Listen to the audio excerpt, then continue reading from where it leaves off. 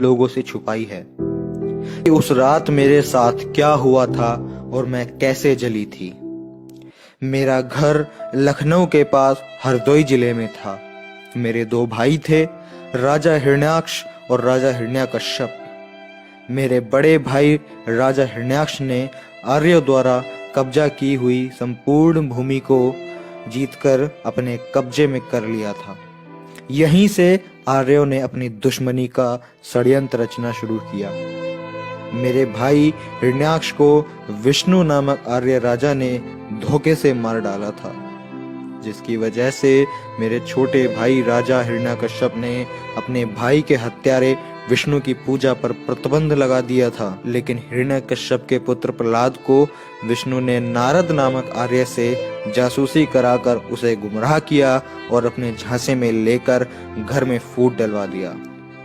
प्रहलाद गद्दार निकला और विष्णु से मिल गया तथा दुर्व्यसनों में पड़कर पूरी तरह आवारा हो गया। सुधार के तमाम प्रयास विफल होते जा रहे थे। राजा ने उसे घर से निकाल दिया। अब प्रहलाद आर्यों की आवारा मंडली के साथ रहने लगा।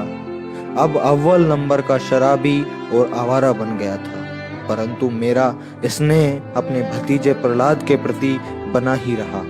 मैं अक्सर राजा से छुपकर प्रहलाद को खाना खिलाने आती थी। फागुन माह की पूर्णिमा थी।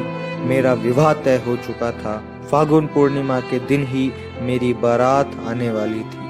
मैंने सोचा कि आखिरी बार प्रहलाद से मिल लूं, क्योंकि अगले दिन मुझे अपनी ससुराल जाना था। जब मैं प्रहलाद को भोजन देने पहुंची तो प्रहलाद नशे में इतना धुत था कि वह खुद को ही नहीं संभाल पा रहा था। फिर क्या था, प्रहलाद की मित्र मंडली यानी कि आर्यों ने मुझे पकड़ लिया और मेरे साथ सामूहिक दुष्कर्म किया। इतना ही नहीं, भेद खुलने के डर से उन लोगों ने मेरी हत्या कर दी और मेरी लाश को भी जला दिया।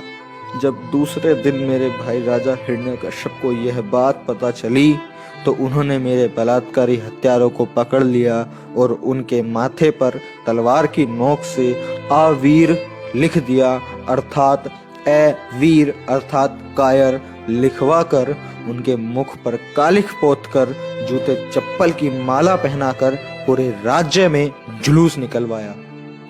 जुलूस जिधर जिधर से भी गया, हर किसी ने उन बलात्कारी हत्यारों यानी कि आर्यों पर कीचड़ गोबर कालिख फेंककर उनका तिरस्कार किया।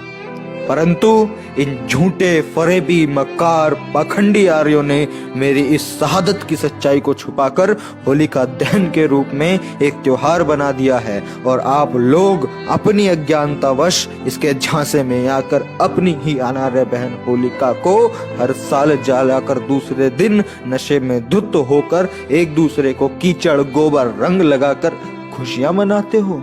मैं अपने अनार्य भाइयों से पूछना चाहती हूँ कि आखिर आपकी यह बहन कब तक जलती रहेगी और आर्यों के झांसे में आकर अज्ञानता का यह खेल आप कब तक खेलते रहोगे। मैंने मेरी पूरी आप बीती आपको बता दी है। अब निर्णय आपको ही लेना है कि क्या आपको मेरी मौत पर खुशी मनानी चाहिए या नहीं।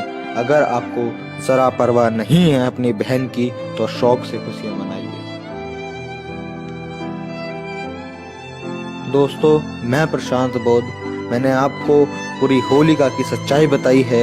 अगर आपको इस बात में जरा भी सच्चाई नजर आती है और अपने लोगों की अज्ञानता मूर्खता नजर आती है तो प्लीज आप इस वीडियो को इतना ज्यादा शेयर कर दो कि यह वीडियो हर उस एक इंसान तक पहुंच सके जो अज्ञानवश इस होली का त्योहार को मनाता है और अपने ही समाज की, अपनी ही बेटी, अपनी ही बहन को हर साल जलाकर खुशियां मनाता है।